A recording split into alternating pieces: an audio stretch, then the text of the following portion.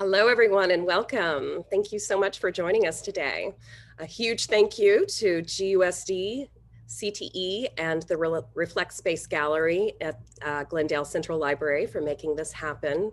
I'm Allison Stewart. I'm director of the Media Arts Academy and the photography teacher at Hoover High School. We are so excited to have April Bey with us today. April is an amazing interdisciplinary artist and a professor of art at GCC. This month is the unveiling of April's citywide public installation of the artwork she made for the exhibition Reckoning Racism and Resistance in Glendale. Welcome, April. We're so excited to have you. Thank you for having me. I think I'm going to go ahead and take over now. Yes. Great.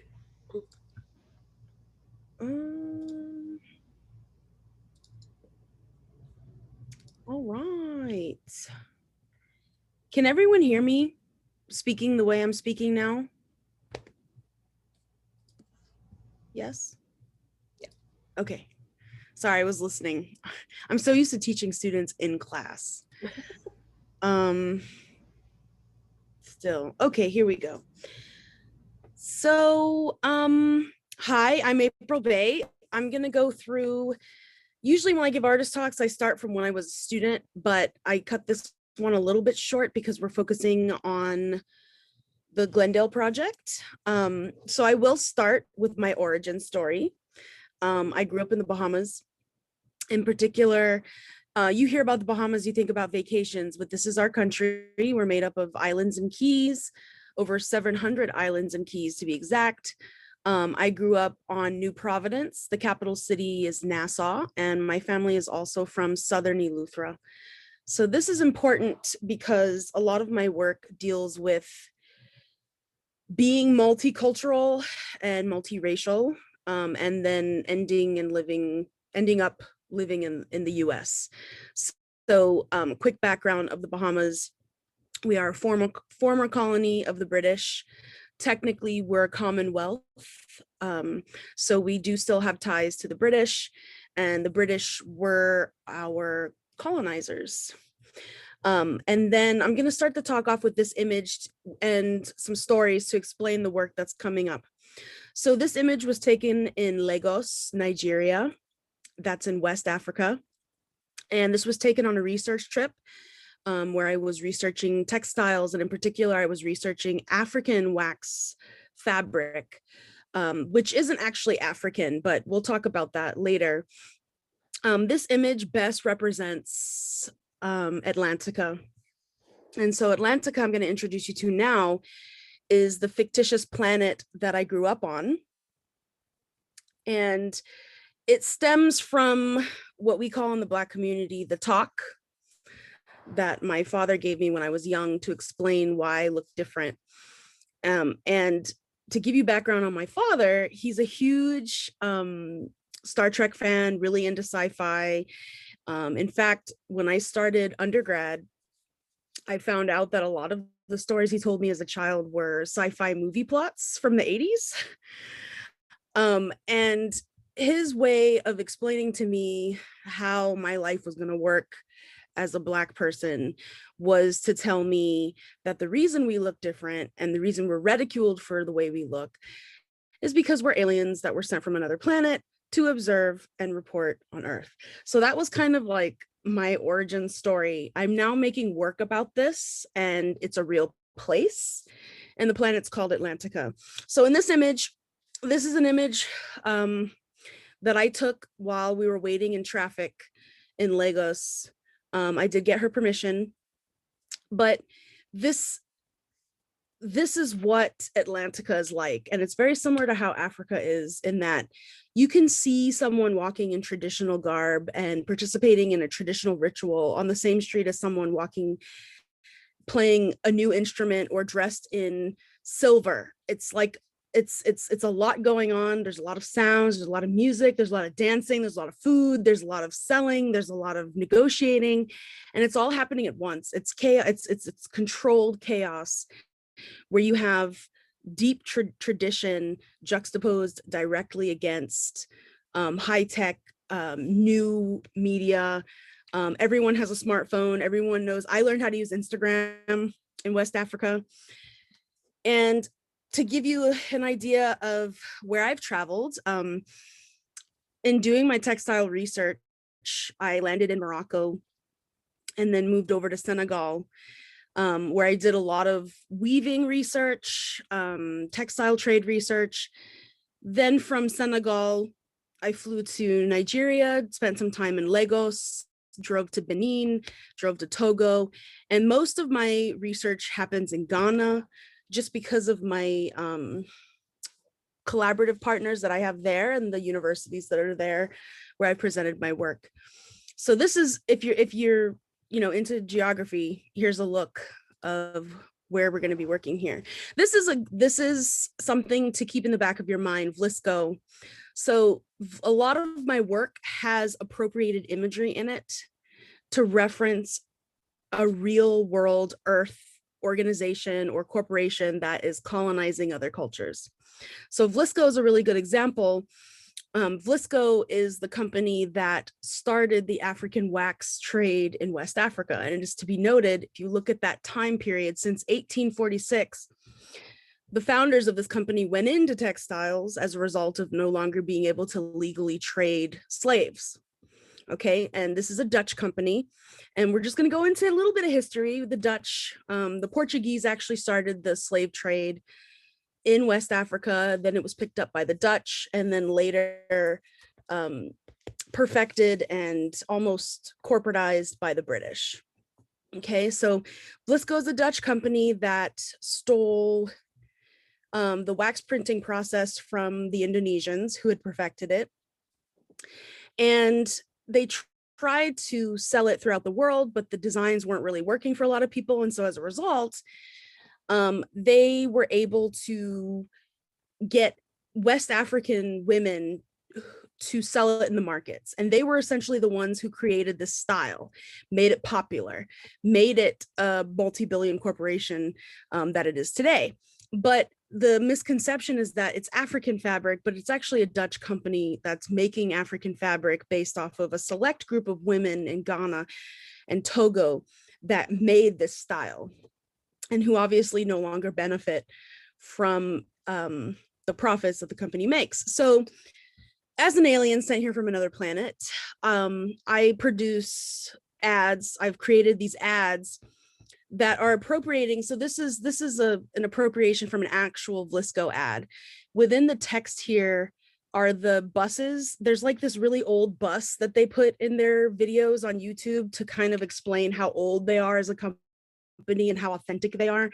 And it's such a joke because this bus would never exist in West Africa. It's like a European bus. Anyway, so what I do is I take colonizers, I take their raw products and I use it to make my own ads for a luxury brand that I call Colonial Swag. And Colonial Swag is made up of Earth's colonialism. So essentially I'm colonizing Earth's colonialism. What is colonialism if you don't know? To break it down into simple terms, it's one culture stepping on another and trying to assimilate or make them like the culture that's taking over. So a colonizing culture would come in to, say, indigenous people's community and force them to wear clothes, force them to worship in a certain religion, force them to take on cultural aspects of their own culture. They, in exchange for maybe advancing their culture a little bit, the British colonized both West Africa and in particular Ghana and the Bahamas. So a lot of my work has the similarities between the two present. So what you're looking at now is a screen print. It's CMYK screen print. The text Rules of Acquisition is actually from Star Trek. So there's a lot of science fiction in my work. I'm okay if not everyone gets it. So like as an artist, I don't require every single person who sees my work to get every little detail. But the science fiction aspect of it is for me, and also to allude to the fact that these artifacts that I'm making are from another planet. To give you an idea of how this work is presented.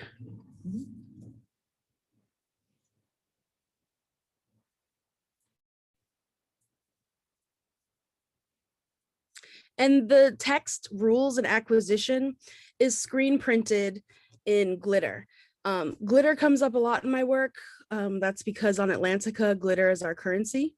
We were trying to find a way to get rid of the idea of trading things or having currency, and it was becoming problematic for us. So we decided to make our currency the most like obnoxious thing ever so that no one would be poor. You can pay for anything by just shaking your hair out because glitter gets everywhere and it's everywhere. And it's working for us. This is the sister piece. So you'll notice in a lot of my work as we go forward, I work in multiples of 2. I have a background in printmaking. I think it comes from that and trying to produce duplicates. Ferengi feminism, that again is from Star Trek. The Ferengi is like an alien race on Star Trek. We can get into that more if you want to ask questions about that. So here's when I started. This is one of the first pieces of the blatant colonial swag where the actual brand is being displayed. Again, this figure is from a Vlisco ad. Royal Crown comes up in the Colonial Swag series as an allusion to the actual company that makes these products. So Royal Crown hairdressing, if you're not familiar, is a pretty popular, it's like a really big black hair product. Like any black person that was born between now and ever, I would say like maybe 1933 is when the company was started. It's a very popular pomade that you put in your hair. Black people use it to like slick our edges down and to braid up our hair and to moisturize our scalps. But white people use it too, like think beatnik, think Happy Days, like the hair going up into like huge curls. But what I find interesting about this company is that they've made billions and continue to be successful because they make black hair products. But it is a white owned company and was established by a white family. And so I always find these companies really interesting that profit off of black dollars and black culture, but have very little black people actually working for the companies. And I'm always curious as to how they know, like, how do you know this would work for our hair? What kind of what are you putting back into the community except for products that are designed to straighten our hair and make our hair look less black? So that's what I'm interested in. And again, these are being constructed out of colonizers materials. This is another piece. So these are digitally woven blankets that have hand sewn elements into it. So my work is very hard to capture in photo, but this text is hand sewn like white glitter fabric that changes color when you look at it and you move. This is another body of work that is also part of the Atlantican series, and these are portraits of actual aliens from my planet, as well as expressions that are related to a plethora of things. Like it could be music, literature, I read a lot, or from Star Trek. So this expression is taken from Star Trek as well. Will not be assimilated. It's referencing the Borg, which is another alien species that's part humanoid and part computer. And this alien species believes that they're better than anything in the universe. And so with that belief, they come and they take over civilizations and cultures and they assimilate them, so to speak. That's what they call it. They say you will be assimilated. And once they take over these organic forms then become like drones. They become like computers, and they move on with this big body of drones to occupy and to colonize and to take over other cultures. These pieces are constructed out of wood panels. So what I do is I make a watercolor drawing and then I cover it in resin, which is how you're seeing these shine marks here. And then the resin is drilled into, so there are hundreds, sometimes thousands of holes that are drilled in, and then the fabric is sewn in. And then the text here is oil paint and pasto.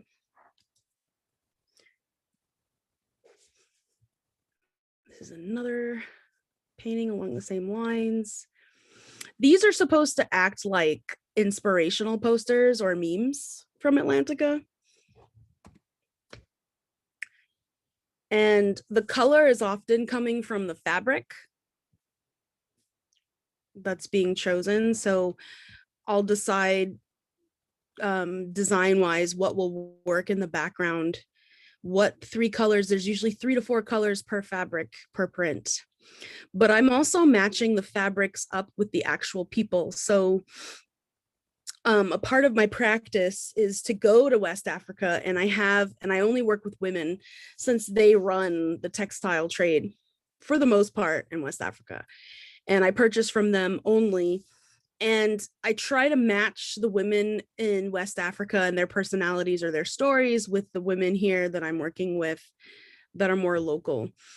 Partly because this fabric here is not Vlisco fabric. This is actually Chinese knockoff fabric.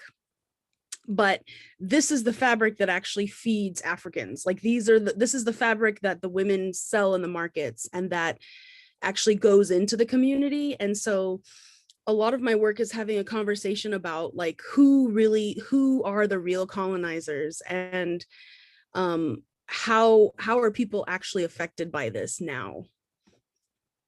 This is a very large drawing. I want to say it's about 12 feet tall and 9 feet wide. And this piece has a figure in it. His name is One Love the Kubalor, and he's also in a musical group called Fucking Boys. And that's not spelt like the swear word, it's spelled FOKUNBOIS.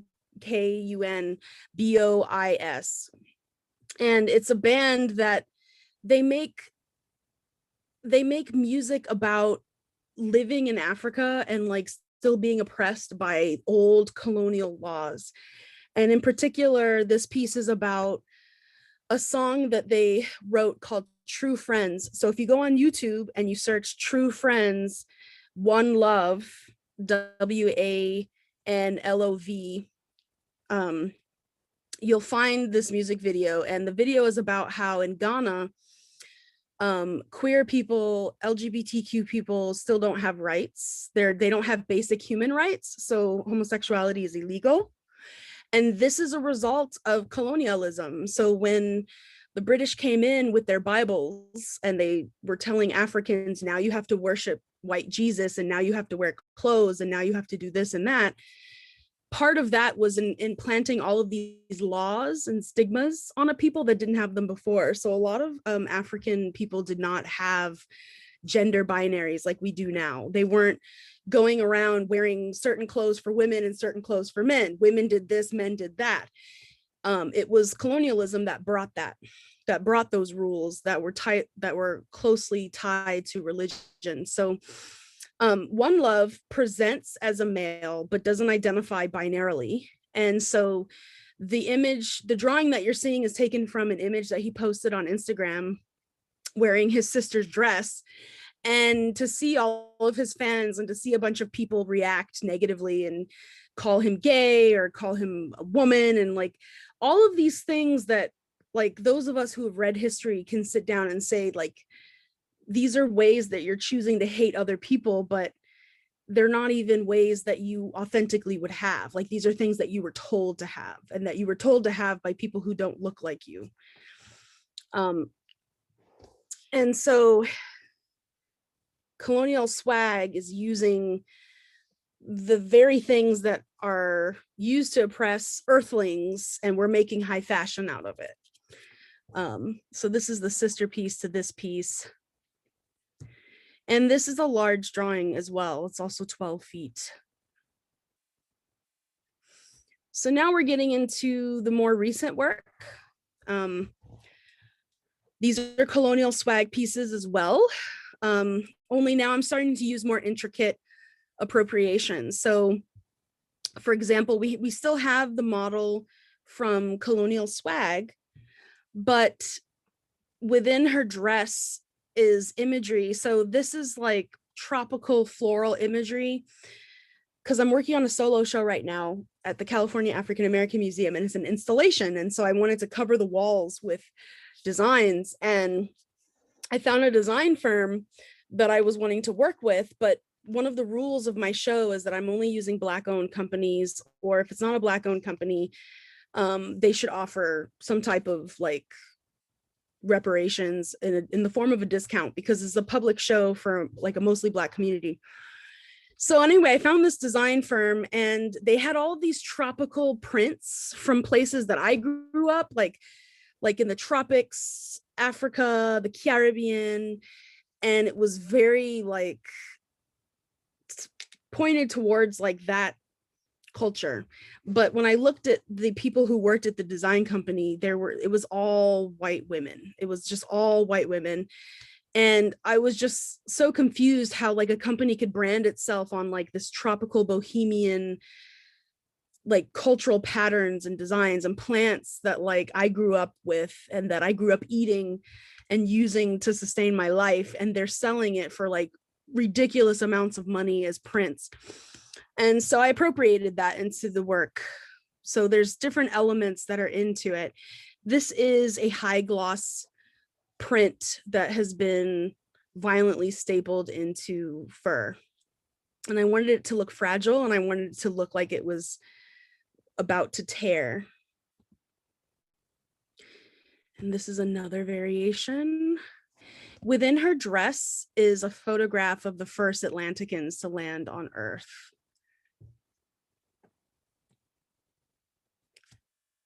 This is the third one.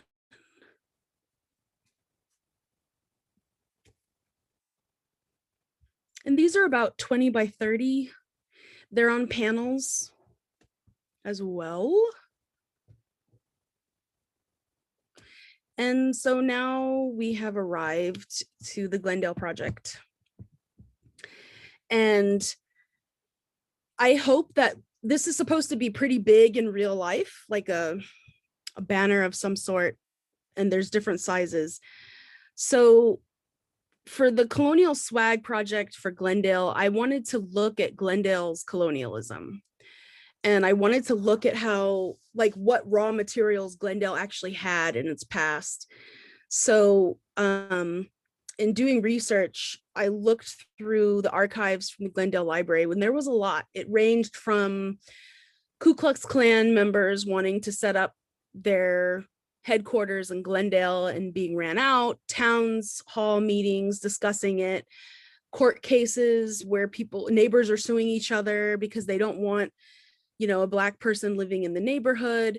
There were ads as well for Glendale City, advertising Glendale City as the big up and coming city in LA, but also advertising that they were white friendly, that they only allowed Caucasians. And I found that really interesting. And then there was a story about a family in Glendale that had a legal court case involving a matriarch of the family, a Black woman, who they purchased a plot.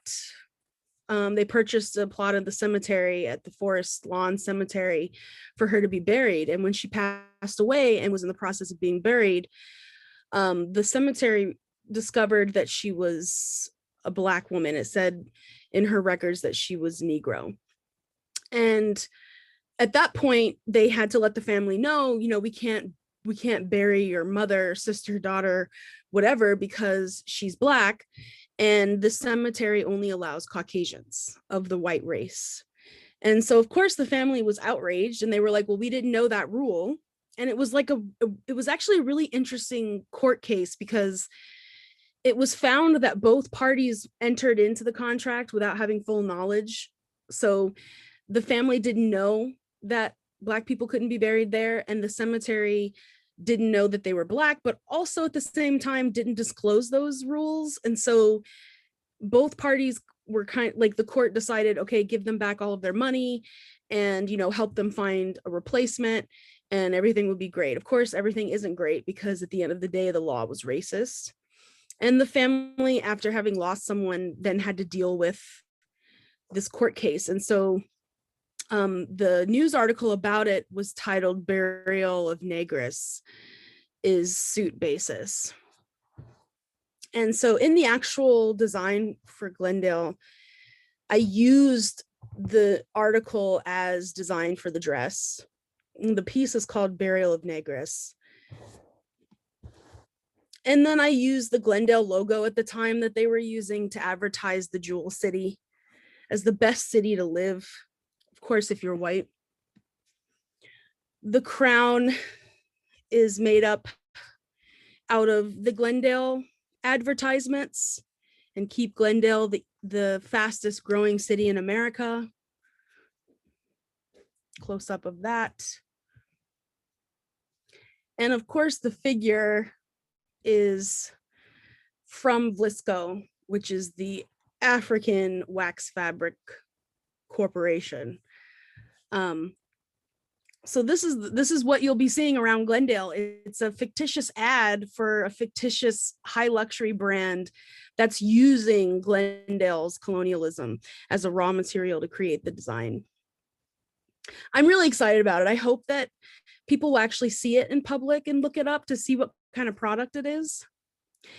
And I'm gonna leave time to answer questions because I feel like a lot of people ask questions and that takes up a lot of time, but there are several ways you can get to Atlantica. Okay, we have so many different ways because having your own spaceship is very expensive. And it actually takes a long time to get to Atlantica if you use a regular spaceship. So you can get to Atlantica by having 50 indoor houseplants in like a very small room. And you have to stand in there as they're growing. And that will actually transport you to Atlantica. You can also be transported to and from Atlantica in my work by me drawing you. But I'll show you what a portal looks like to Atlantica. This is also a video piece that I'll be having at CAM at the California African American Museum opening May 26th. We're going to have a large installation of plants. And that's going to be the portal to get you to Atlantica. And this is a video preview of that portal.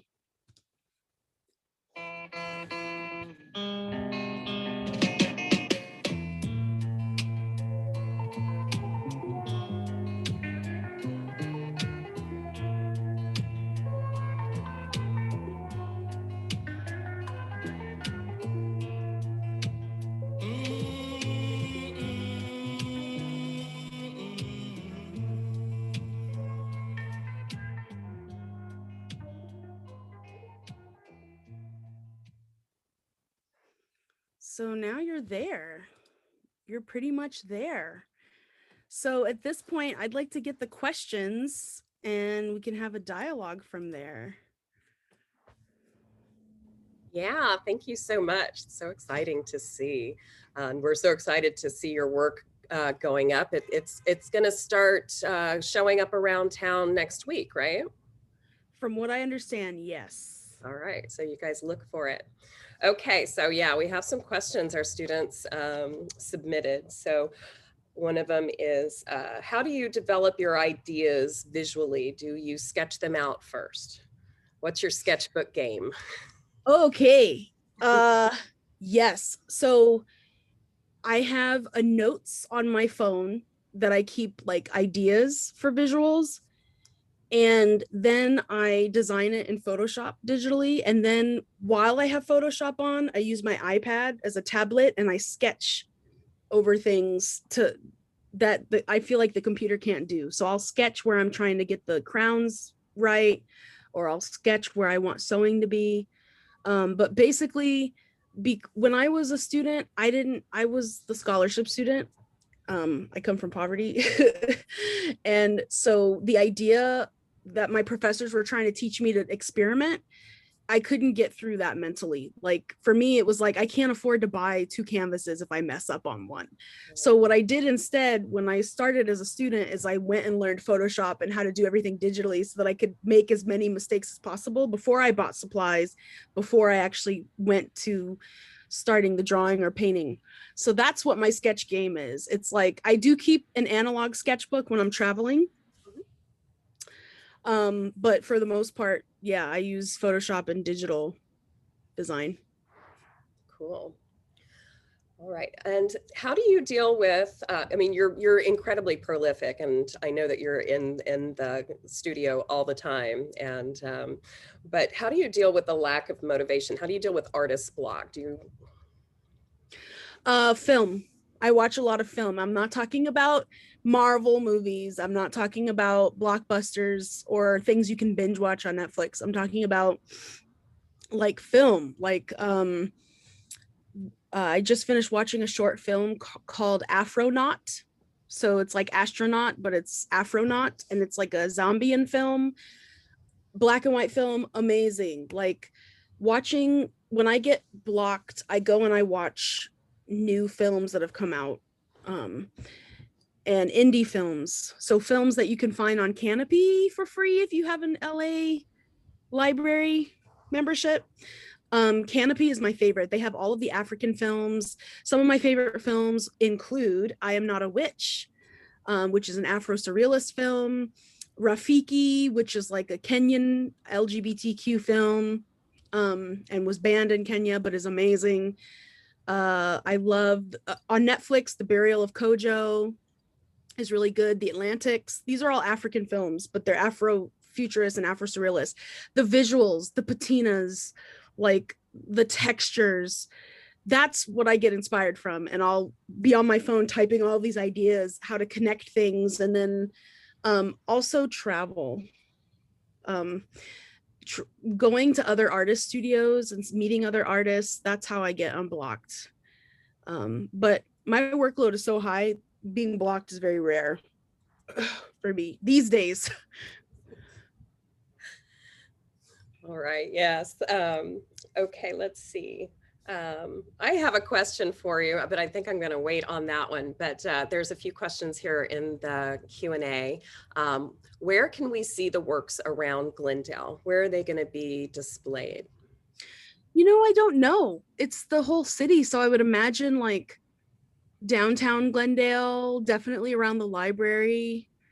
But I don't know. I don't know where they're going to be. It's public art. So, and I know there's two sizes. So I showed you guys the first size, but there's another one that's much longer. They're going to be on the bus stops. I know that for sure. Yeah. That's a perfect place to have those big blown up ads. That's so great.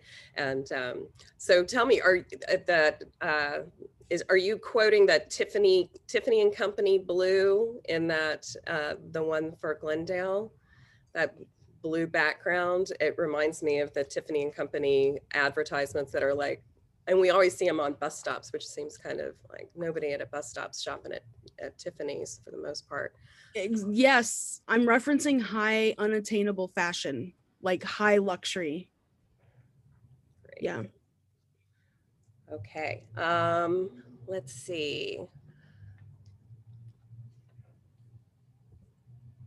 What artists have influenced your work? Influenced my work. I'm gonna correct and say influenced me, because my work is very particular to my taste and style. But like as far as the ideas and which artists I'm always watching for inspiration, I would say Ebony G. Patterson, definitely. She's Jamaican. I absolutely love her work. Diedrich Brackens, who is based here in LA. He does weaving. I absolutely love his work. Alex Anderson is a ceramicist, and he illustrates on his ceramic work. I love his work so much. He inspires me a lot. Let's see who else. Lanice Howard. There's a lot. Jeffrey Maris, Jody Minnis, Kehinde Wiley to an extent, here and there sometimes. Like I have artists that I'm just like, yay, and then sometimes I'm like, bloop, bloop, bloop, bloop, yay. Delita Martin, Bisa, like honestly, my friends, like I know a lot of these people, but they're, because I like their work, I will fangirl and follow them for years until we get into the same circles. And I'm like, oh my God, I love you. I've loved you for years. So their practice and how they keep making work, but also what they produce and what it means. They make a lot of work similar to the ideas that I'm working with, in that they come from post-colonial narratives of having to deal with what is my identity now that I don't have these colonial things that I have to follow, but also how am I now as a result.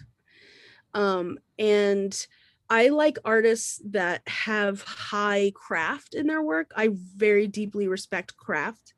I respect what is known as like feminine processes. I love Pinterest art.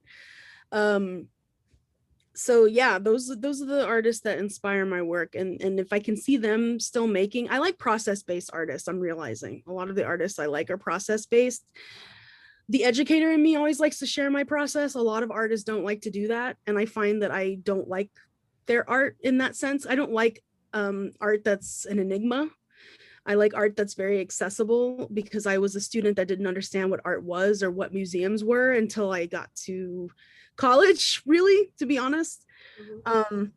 So the artists who are kind and generous with their process and also that don't feel threatened by other artists, because like when I went to see Diedrich Bracken's show in New York, the last Good Summer 2019 that we had, most of my questions were like, how do you fit that on a sewing machine? Like, how did you, like, was it intentional that there's a rip here?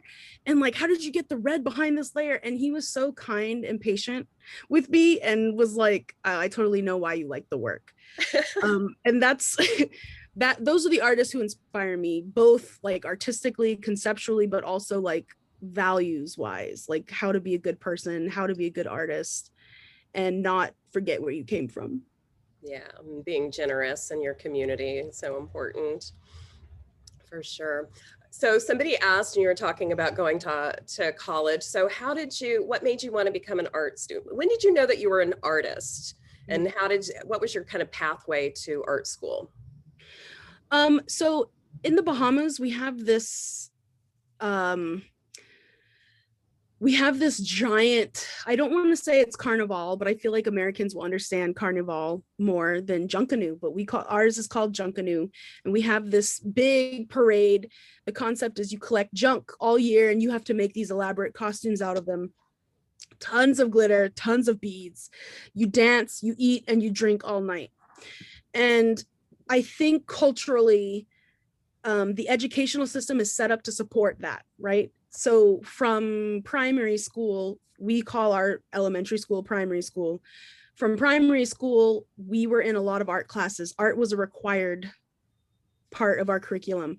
In fact, when you get to high school in the Bahamas, we have these standardized tests called BGC, BGCSEs, where they test you on art. Like you have to go into a room and be tested on your ability to observationally draw. Not everyone continues on in art. However, on the outside, and I'm talking about my generation when I was a student, there was no career path in art. So here I am in the school system where I go from primary to high school and art is heavily pounded into us. Even my friends to this day who don't know how to do art, I remember when we were kids in school, them complaining about having to take an art class with me. And the whole time I'm like, yes, I love it. So then we had a placement test. I remember we had a placement test and I failed everything. Like I did not rank high in math. I did not rank high in hotel management. I did not rank high in banking. There are only certain careers you can really do in the Caribbean. My family, we made our living in the tourist industry. So we had a family restaurant and a family like boating excursion thing. I absolutely loathed tourists. I hated tourists. I hated tourism because I lived there. So like every weekend I would have to work in a restaurant where people were drunk and being completely inappropriate with like family owned businesses because they were on vacation and I was a child. And so I got exposed to a lot of things that I shouldn't have got exposed to. So when I tested low in everything you could make money on in the Bahamas, my family was like, okay, well, you want to do art. So like, we're going to have to, so I'm very privileged that my mom is American and my dad is Bahamian. So my mom was able to orchestrate me moving to the US to go to school. Then 9/11 happened and it became a situation where we all had to move to the US because I don't know if America really knows the ramifications of 9/11 on all of the other countries that almost every country is like really dependent on the US. And so when 9/11 happened, We had tourists that were stuck in the Bahamas for months that couldn't leave, as Homeland Security were trying to figure out how travel was going to be now. So that caused our family businesses to completely crumble. And so the decision was made for us all to move to the US. So I knew that I was going to do art. I didn't have any idea how to do it, what a job would look like. Again, I had never been to an art museum. I had never been to an art gallery. When I started high school in the US, I had a huge culture shock assimilation thing to go through. And I actually started off as a journalism major, but that was because I wanted to design the yearbook pages. And so it was someone in high school that was like, hey, you are a good writer, but I think you're interested, you just write the stories and then spend 6 hours designing the page. I think you want to do graphic design or something like that. And then my counselors in high school were like, yeah, you need to do art. Here's how you do art. Here's what a portfolio is. Here's how you shoot your art. And then when I went to do my undergrad, that's when I started realizing, okay, this is for me. I had some moments because, you know, my mom lost her house when I was in college, and I was trying to figure out whether I should drop out to work and to support the family. But it was the kind of thing where I was so good at it and I liked it so much that I was like, this has to be it. Like I have to do this and hopefully succeed. So there wasn't like a moment where I was like, I am going to be an artist. It was more of like, this is the only thing I really want to do. This is the thing I like to do, and I'm good at it, and I will do it. So my whole family had to accommodate that, and I'm really fortunate that they supported me. That's great. Yeah, support at home is so important for young artists, for sure.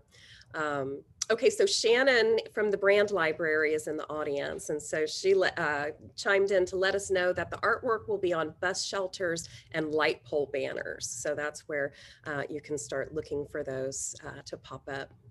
So we have another question about how long does it take to create and finish a piece? I know that's Centuries. a hard question. That's a good question. It depends.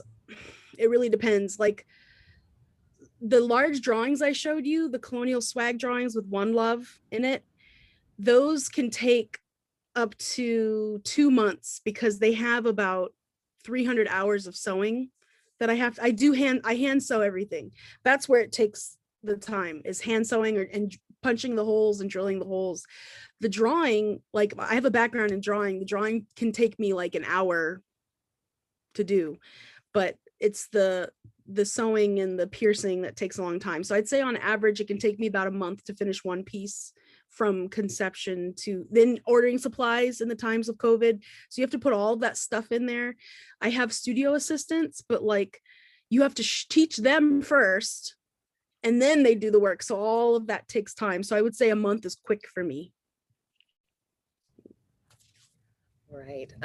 Okay, so I have questions for you about GCC. And somebody else in the audience asked, what classes do you teach at GCC? And I would love to hear about one of your favorite lessons that you like to teach. Okay, so at GCC, I'm head of the foundations program. So if you come to GCC, you're gonna see me first. So I teach design 1, design 2, drawing 1, drawing 2, but I also teach current trends in studio arts. And I taught that summer 2019 in Ghana, West Africa. I took 20 of my students there and we made fabric. We learned kente weaving. We learned how to cook African food. We did African dancing. We went everywhere. That's my favorite class to teach because it's in West Africa, and like seeing students for the first time, like get off the plane in Africa and them being like, and like them eating the food for the first time, that was life-changing for me. On campus, my favorite assignment in the advanced design class, which I'm teaching this semester, we have an African surrealist, African futurist, and African Jujuism assignment. And that's a lot of my assignments depart from film. Like here we are, this is my class, right? So we watch 3 films. We watch Afronaut, which is one of the films. We actually watched The Atlantics and The Burial of Kojo, which are examples of Afrofuturism and Afro-Surrealism, Afro-Jujuism. And then the students get a list of contemporary artists that are working within those realms, and they have to design a tapestry using paper and fabric. And so I teach them all the different fabrics, the sewing techniques. They study artists, very wide range of artists, from Sun Ra to Janelle Monáe to Black Panther film. Like, we just absorb a bunch of like contemporary art, and we learn about the differences between Afrofuturism and African futurism, and Afro-surrealism and African surrealism. And that project produces some of the best work that students are able to exhibit in my field and sell in my field. I was shocked, but they turn out so well, because it's not that students are emulating those styles. They have to figure out why those movements exist to begin with, and then they have to translate it into their own cultures. So in particular, like my Spanish speaking students, they destroy that assignment. Like, I have one piece that I keep trying to buy from the student where she used old like album covers, her old Selena album covers and like candies from that era, and she like sewed it into fabric, and it's just phenomenal. It's one of my favorite projects, but I have many. Most of my projects tie students to contemporary artists and film, like animation. I show a lot of animation in my classes, African animation, Caribbean animation, French animation. Of course, we can't forget the French. But that's my favorite assignment, because students do a lot of research for it, and then on the other end, they have to present themselves within those movements. And it always I haven't gotten one bad assignment from that project. That sounds amazing. I totally want to take that class. Okay, I've got one more for you. So, favorite books that have influenced you or helped you grow as an artist and a person? My favorite book, and what my solo show coming up is based on, is called The Gilda Stories by Jewel Gomez. And I don't want to give too much away, but it starts off with this woman who's running away. She's a runaway slave. So it starts off in the 1800s during slavery. And the Gilda Stories tells the stories of Gilda, who is a Black lesbian vampire. And every chapter is like her story, but in chunks of time that humans can't grasp. So she has all of these different lives. Like, one of her lives, she's a best-selling author, like I said, and like it's one of my favorite books. And you have to read it to understand. It goes from like the 1800s to 2080, and she has to grapple and fight with her urges to still love and care about humanity when she's this other being that doesn't really need humanity. And also, the vampires in this world are different. Like, they don't just suck your blood. They do live off of human blood, but like, they have a code of conduct where they telepathically have to exchange something with their host. So like, what she'll do is she'll reach out and figure out what it is that you're troubled with, or like what thing you need to accomplish or what you need to work on, and she'll implant that into your head. Like, she'll give you the manifestations to make it happen in exchange for a little bit of blood. Other books that I really like, N.K. Jemisin. Anything N.K. Jemisin has written, read her grocery lists, read her blogs, read anything that she writes. She is a phenomenal storyteller. My favorite, The Inheritance trilogy is really good. It's about like gods, like as if we had like hundreds of gods that walked among us, and they have different attributes about them. I just finished my third reading of the Broken Earth trilogy, which is about like Earth being an actual person and like rebelling against humanity. Nnedi Okorafor is another one of my favorite authors. She wrote Akata Witch. Her new book, Remote Control, just came out. I just started it. It's really good. Ya Jassy also has a new book out. I read about 4 to 5 books a week. So like, this could be a whole thing. We can talk about books. But yeah. And has your reading gone up since COVID? Oh yeah. Yes, because I don't have to be around people. So I can listen to more audiobooks and I can read in social situations where you're not allowed to read usually. Oh yeah. That's awesome. I know there's this aspect of COVID that artists have really enjoyed because we really have had this really intense studio time and opportunity to dive so deeply into things. So it has been great for that. Um, Thank you so much for sharing with us today and telling us more about your work and introducing us and taking us into Atlantica. And we look forward to seeing your work around town. I'm super excited about your show at CAM, and I've already got my first shot, so I'll have my second shot. So I will be there. I'm so excited to be able to go back into seeing work because your work particularly really does need to be experienced face to face. It's so hard to really see all the beauty of it in in this format. So looking forward to seeing that. Okay, all right. Well, that's all the questions that we had think today. that's about it.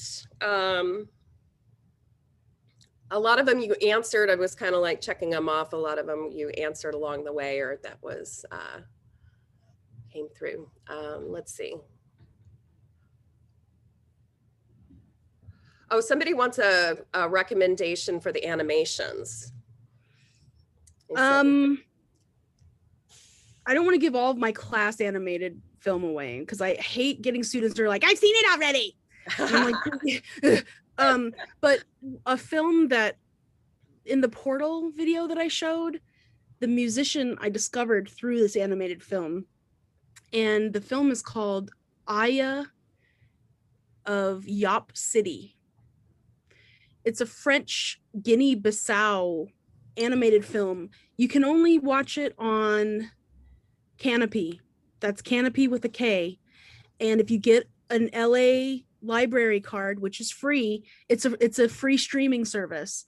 And I know free streaming services can be questionable, but this one is good.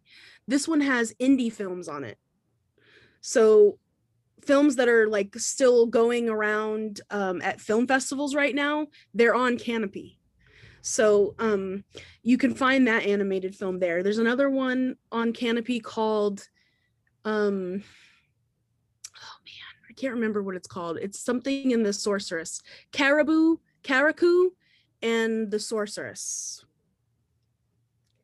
It's another French animated film, but it's an African film, and it's really cool. It starts out with the fetus inside of his mother, and it's like, can I be born now? And like the child is born and walks around and starts talking, and like it's based off of African folklore. And like I had to watch it 3 times to get the full narrative, because the first time I watched it in French, not knowing that it had English subtitles and dub, but it's both English and French is on Canopy. So I'll leave you with those. And also watch Paprika by Satoshi Kon. I mean, especially if you like anime, like you should have already seen all of Satoshi Kon's work. Okay. Yeah, Canopy is amazing. I love Canopy. It's amazing. They have such a great variety of things to see. The Criterion collection, I think, is on there. It's a really wonderful resource and free, importantly. All right. Okay, well, we'll wrap it up there. Thanks again. It's a joy to have you, and looking forward to seeing your work. All right. Thanks for having me, everyone. You can find me on Instagram if you want to talk more. Oh, yes. Tell us where we can find you. Shout out your handles. It's just April Bey _ because someone else had April Bey. Okay. All right. Well, we'll see you around Glendale. Okay. Bye, everyone. Bye, everybody. Thanks for coming.